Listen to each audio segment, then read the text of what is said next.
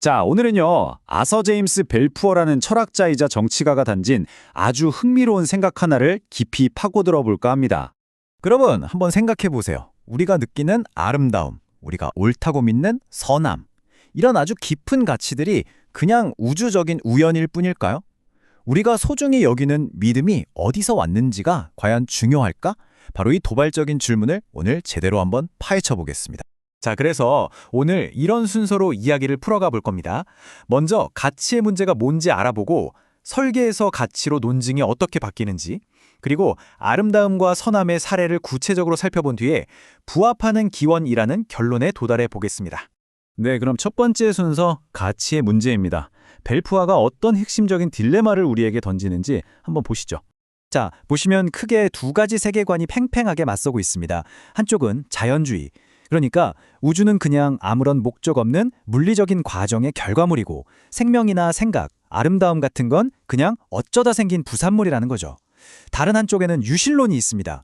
이 우주에는 어떤 지적인 목적, 그러니까 신의 뜻이 담겨 있다는 관점이에요. 이 두는 세상을 설명하는 방식이 정말 완전히 다르죠. 바로 이 대립점에서 벨푸어는 자신의 주장을 관통하는 아주 중요한 질문을 던집니다. 기원이 가치를 규정하지 않는가?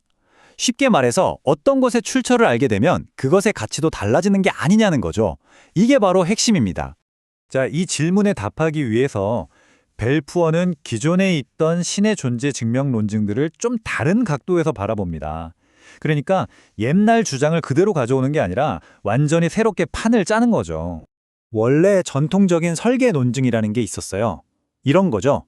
길을 가다 시계를 주었다고 생각해 보세요. 너무 정교하니까 이건 누가 만들었구나 하고 생각하게 되잖아요.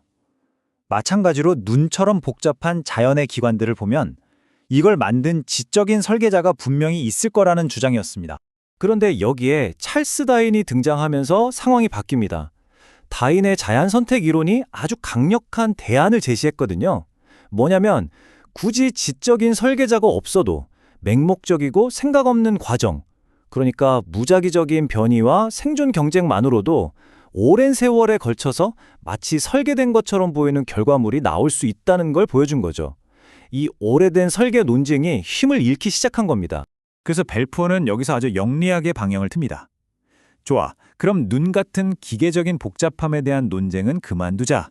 대신 이 우주가 만들어낸 가장 높은 결과물, 그러니까 인간이 느끼는 가치에 집중해보자고 제안하는 거죠.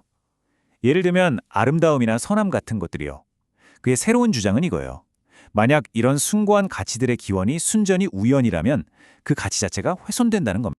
자, 그럼 그의 새로운 주장을 제대로 이해하기 위해서 첫 번째 사례로 들어가 보죠. 바로 아름다움입니다. 도대체 우리가 아름답다고 느끼는 이 감각은 어디서 오는 걸까요? 벨푸어는 자연주의 세계관에 아주 곤란한 질문을 던져요. 우리가 경험하는 그 깊은 미적 체험이 생존에 대체 무슨 도움이 되냐는 거죠.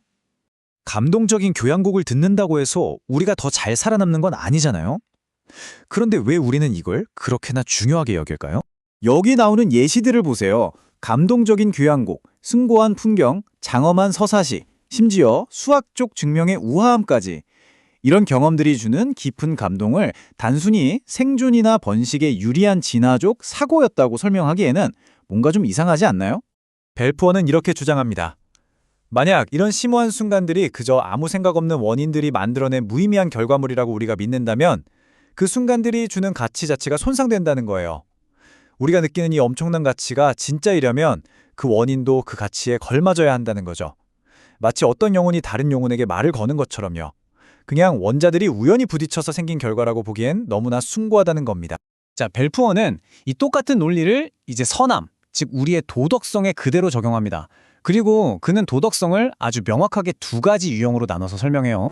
자, 한쪽에는 원시적 윤리가 있습니다. 이건 부족에 대한 충성심이나 부모가 자식을 돌보는 것 같은 집단 생존에 아주 명확하게 도움이 되는 본능들이죠. 이런 건 자연 선택으로 충분히 설명이 가능해요. 그런데 다른 한쪽에 더 높은 윤리가 있다는 겁니다. 이건 생존의 필요를 훨씬 뛰어넘는 도덕성이에요. 이타적인 사랑이라든가 원수를 용서하는 마음, 어떤 추상적인 대의를 위해 목숨을 바치는 행동 같은 것들이죠. 벨푸어는 바로 이 지점이 자연주의로는 설명하기 정말 어렵다고 말합니다. 그러니까 도덕성이 어떻게 생겨났는지 자연주의적으로 한번 따라가 보면요. 처음에는 기본적인 생존 본능에서 시작하겠죠. 그러다 집단을 유지하기 위한 부족 충성심 같은 게 생겨났을 거고요. 그런데 그 다음에 갑자기 탈자연화된 더 높은 도덕성이 뿅 하고 나타나는 겁니다.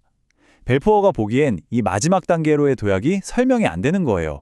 진화적인 목적을 너무 아득히 뛰어넘어 버렸다는 거죠. 생각해보세요. 아무런 조건 없이 자식을 위해 희생하는 부모의 마음. 개인적으로는 파멸에 이르는데도 어떤 대의를 위해 충성하는 것. 심지어 원수를 용서하는 마음까지요. 이런 행동들을 그저 고도로 계산된 이기심이나 영리한 생존 전략이라고만 보기엔 너무나 무리가 있죠. 벨푸어는 바로 이런 행동들이 더 높은 차원의 기원을 가리키는 강력한 증거라고 생각한 겁니다. 자, 그럼 이제 이 모든 걸 한번 종합해 보겠습니다. 아름다움과 선함에 대한 이 긴 논의를 통해 벨푸어는 과연 어떤 결론을 내렸을까요? 그의 결론은 이겁니다. 우리의 가장 높은 가치들은 그 성격에 부합하는 기원을 가져야만 한다는 거예요. 다시 말해, 우리가 소중히 여기는 아름다움, 진리, 선함 같은 이상들이 진짜 가치를 가지려면 그 근원 자체도 아름답고 진실되고 선해야 한다는 거죠. 그냥 의미 없는 우연으로는 이 가치를 설명할 수 없다는 겁니다.